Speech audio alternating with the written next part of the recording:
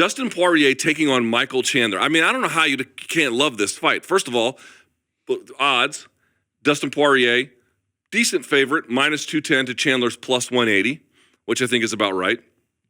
BC, is the real story of this that whoever is less shop-worn should win? Less shop-worn. It may play out that way because if Michael Chandler is going to win this fight as the small underdog, it's going to be in Michael Chandler ways, which is to rush out there and go guns blazing, be as dangerous as he can for 90 seconds to 3 minutes.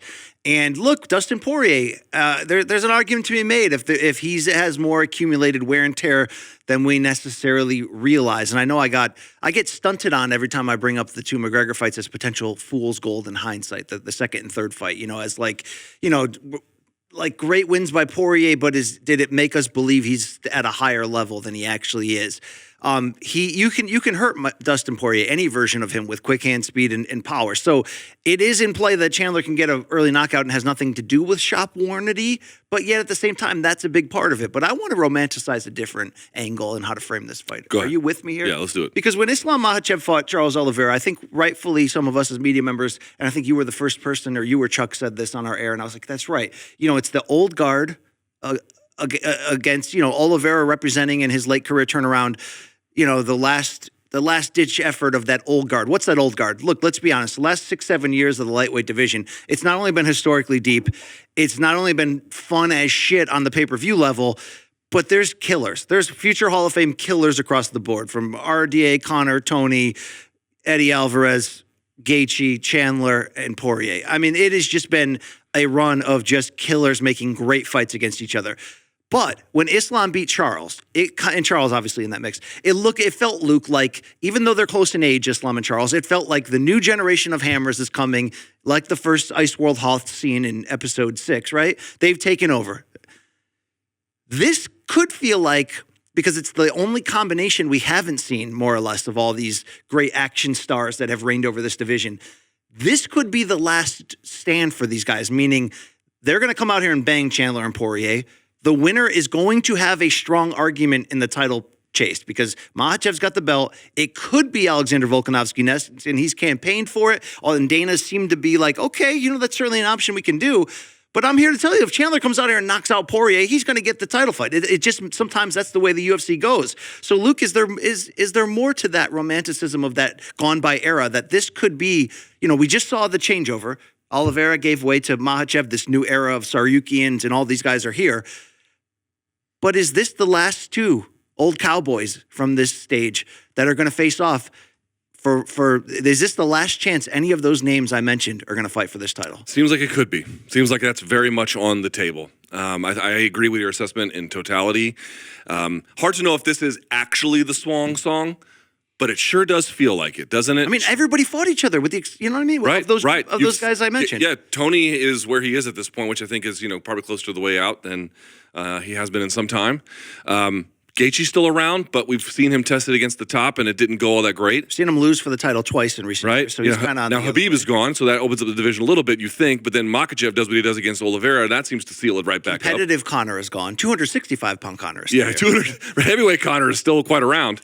I think it actually could be. It really, really could. I think this is an interesting and kind of, again, Makhachev was sort of the bookend or like the harbinger of hammer doom that's coming down the pipeline, and then this kind of tells you like these guys are, they're close to retirement. Michael Chandler not here for a long time, here for a good time. Dustin Poirier getting close to 35 at this point. So, and by the way, I want to go through this very quickly.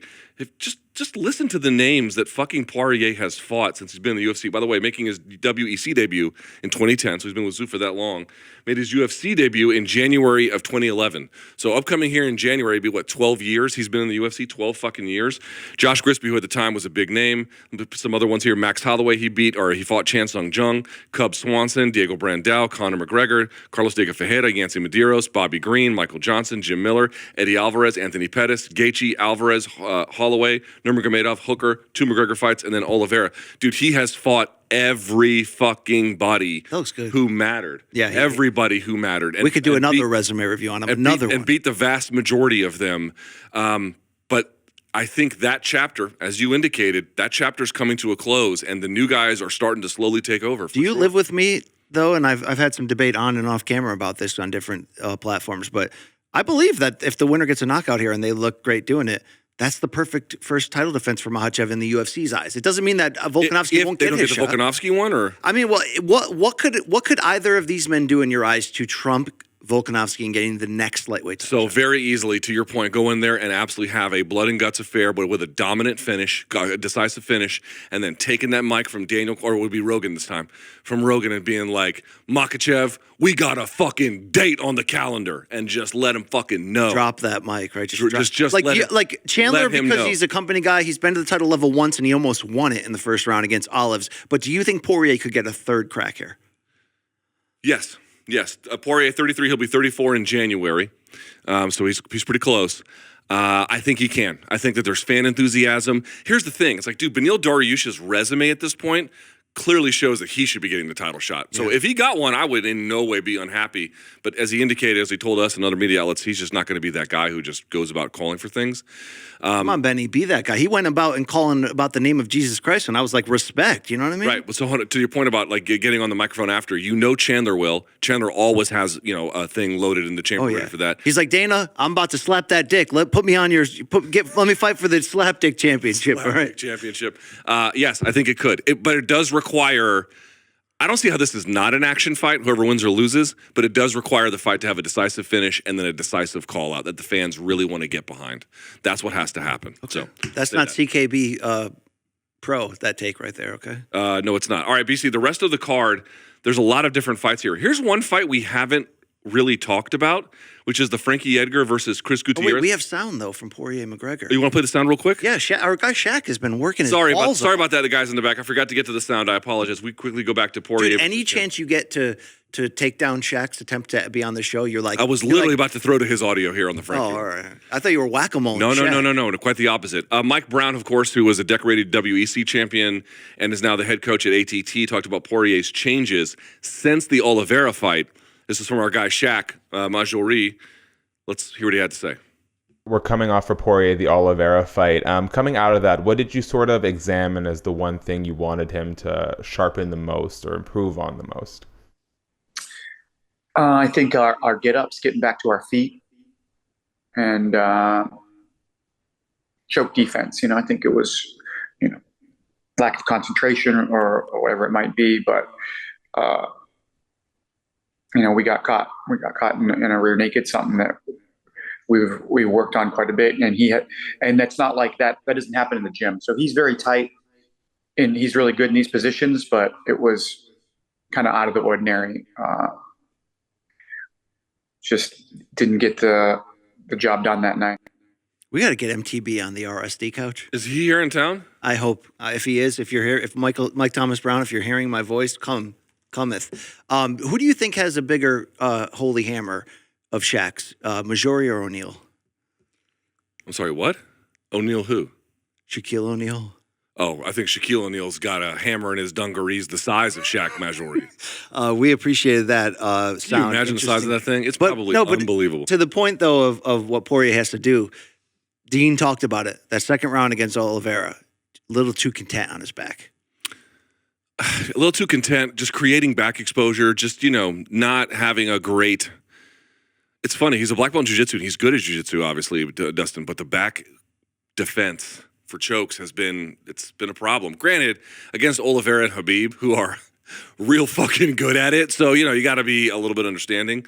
But, yeah, I mean, this is the thing. Dustin Poirier is a pretty complete fighter at this point. Not fully, but he's got most of his bases covered. It's just tightening the screws here, adjusting here a little bit, and he can get to where he wants There's to go. no foreign objects in MMA. This isn't pro wrestling. Luke, you can't pull brass knucks out of your trunks. No. But could he put some of that Poirier hot sauce, like, on his grundle of his shorts? Like, I don't think they check that at the prep point. They don't, like, reach... He should do the Chong Li thing and then just throw it in his eyes. Well, imagine if he had a little bit of that KO edition, like the ghost pepper edition. Dude, that motherfucking thing is hot. It was like this, goes and reaches to the face and then just rubs it in the eye. Like Cassius Clay against Sonny Liston Part 1. Would you be down with that? I mean, if you ain't, If you ain't cheating, you ain't trying. All right, one more on this. We have Greg Jones, of course, who's the coach of Michael Chandler, on actually something of the opposite a little bit. Not the opposite totally, but a little bit. He doesn't really want to change Chandler in ways that would actually hurt his performance. Just to he wants to keep him a little bit who he is. Let's hear this. A gunslinger. As a coach, how does it make you feel knowing that the general perception going into this Dustin Poirier fight is that it's going to be another all-out beat-em-up war? Does it have to be? No, for better or worse, he's certainly lived up to that. Now we can, figure out how to merge that. That's who Michael Chandler is. That's who Michael Chandler's always been. And I don't think we're at the point in our career where we're going to change that, but we can definitely make some adjustments to possibly, figure out when to intelligently attack, when to be technical, when to brawl, when not to brawl, and some things like that. So I think he's trying to figure that out, and he's still going to continue to be. Whatever he does, he's going to be a good draw, and it's going to be exciting. Look at that, Shaq. No care for the environment. He's interviewing people while they're driving. I mean, it's great. Just doesn't give a shit. Yeah, the Shaq MMA channel, by the way, has a lot of goodies on it, so check that out.